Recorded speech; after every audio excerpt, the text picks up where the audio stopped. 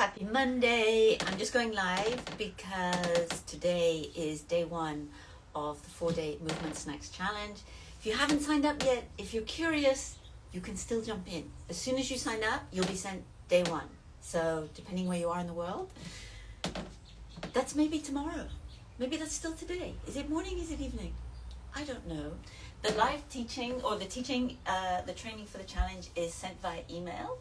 But I'm on the live just to kind of say hello, to tell you that I know sometimes as we age, it can just feel a bit ominous. We can see people around us and be like, they're not doing so well, and I don't want to end up like that.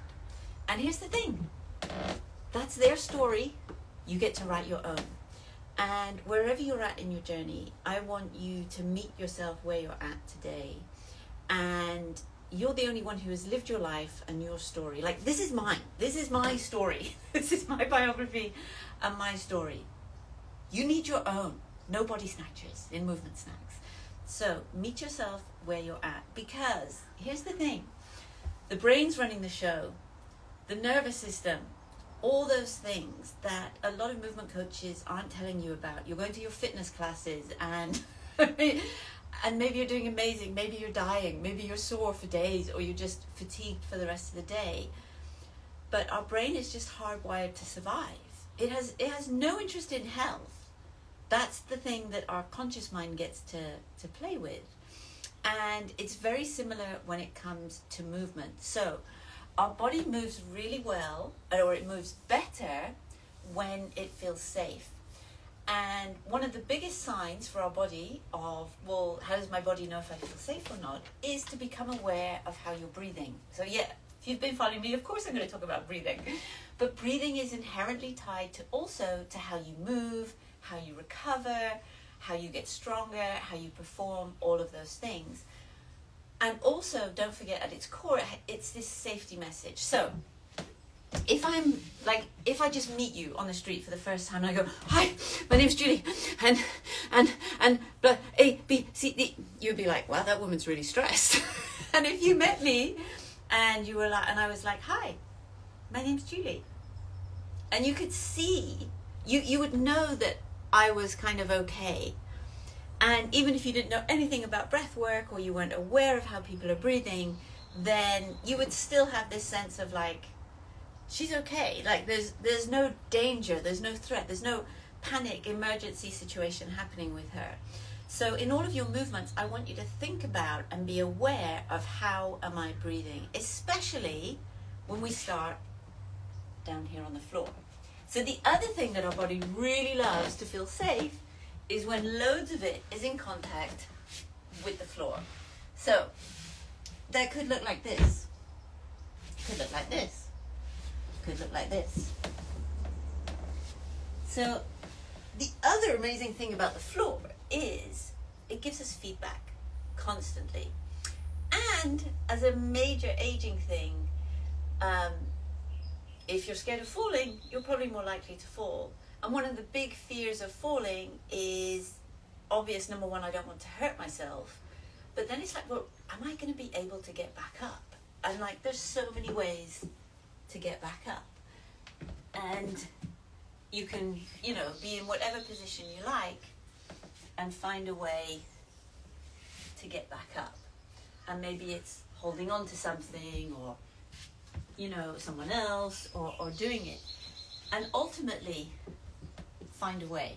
So one of the things I was just doing for my own training that I thought, well, I'll just go in and share anyway, is a really small move.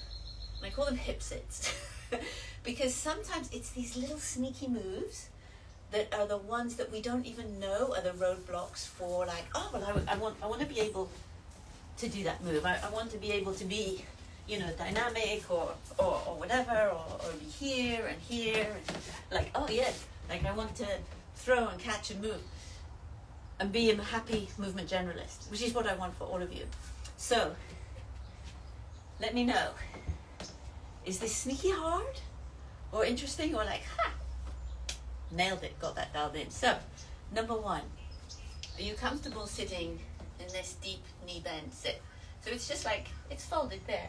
And maybe this is something where you need to have a cushion or something here. Don't move into pain.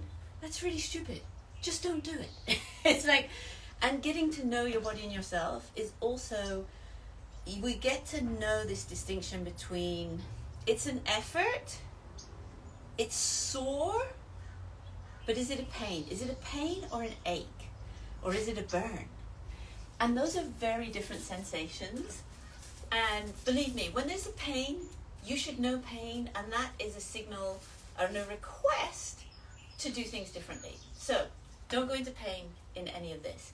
And so in each of these positions in the hips, these hip sits, I want you to see how are you breathing. So number one, whatever your seated position is, I want you to check in and just notice how you're breathing in this position.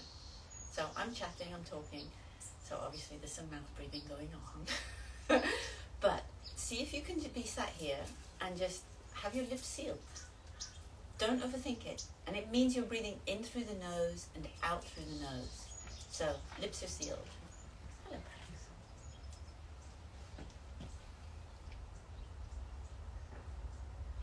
And then you can check in like, well, is there a movement coming from here or here or here?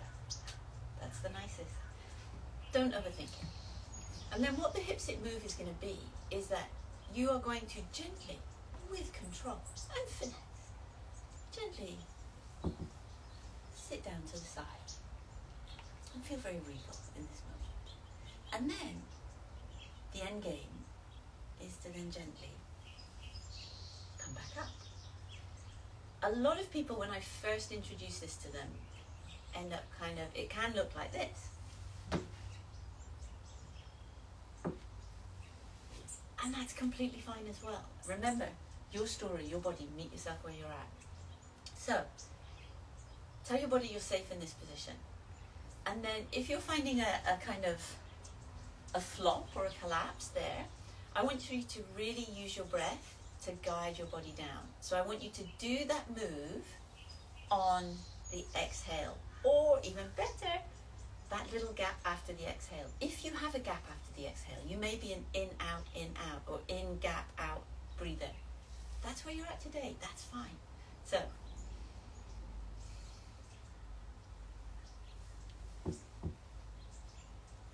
then, in this position, see if you can just sit tall. You may feel there's just a natural, like I love this position as well. That's very, very comfortable. But I also want to be able to hold my body up. You may feel stuff happening here.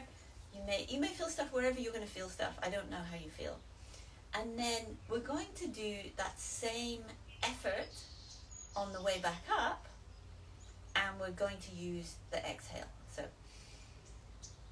you can either exhale up or do that little space after the exhale. And if you need support, use support. I ask for help every day with so many things. So your body needs to know the movement pattern.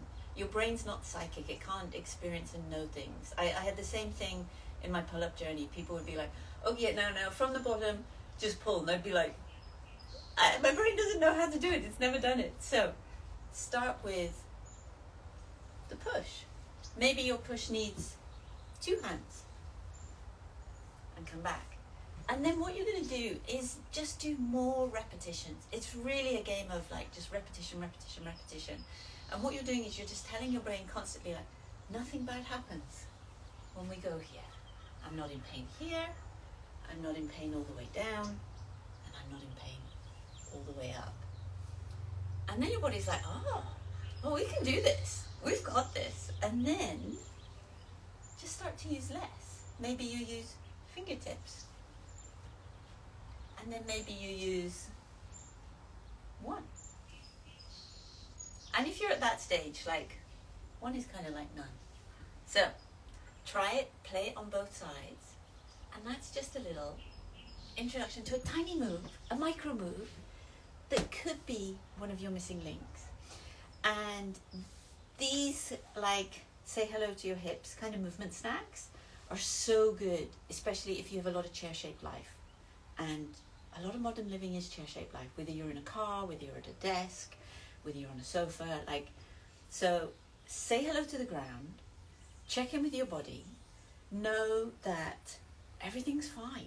You can meet yourself where you're at, and you're not that special that if you do lots of things consistently, you won't create sustainable change, because you can.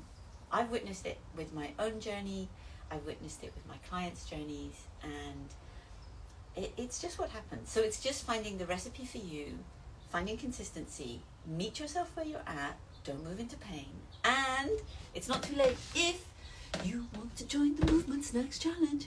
It's you'll need like 30 minutes a day, and it's a pre-recorded training, and I'm here, I'm on the mat, and so is Pax, and I guide you through it. So, and then there's also a kind of very concise, like 5 to 10 minute follow along if you're like, I'm familiar with these moves already, Julie. Then cool, awesome. Just do the follow along. The aim is that you start to approach your movement and strength training in a sustainable way. And I also give you a system where you can actually check in with your nervous system and know, well, actually, how am I today? Am I physically tired? Am I cognitively tired? Am I emotionally tired? Actually, where am I at? Because a lot of women who I know are just amazing at pushing through. And this pushing through is just, it's kind of a double-edged sword, because you've survived, you've got here, you can push through. But can you feel and can you access more range when you let your body know it's safe? And some days the movement snacks will be your warm-up, and other days it'll be like, that's my workout. But it'll be movement every day that is working to get you 360 degrees strong, and that will help tidy up the imbalances. It will bulletproof you to be more injury free. It will help recover you, because it will rebalance your body, it will reconnect your body. So I only wanted to talk for 2 minutes. That was way too long. So the link's still in the bio. It's not too late. You can jump in. You'll get the training straight away. Join me, and let me know if you have any questions. It's a pleasure. Happy Monday. Goodbye.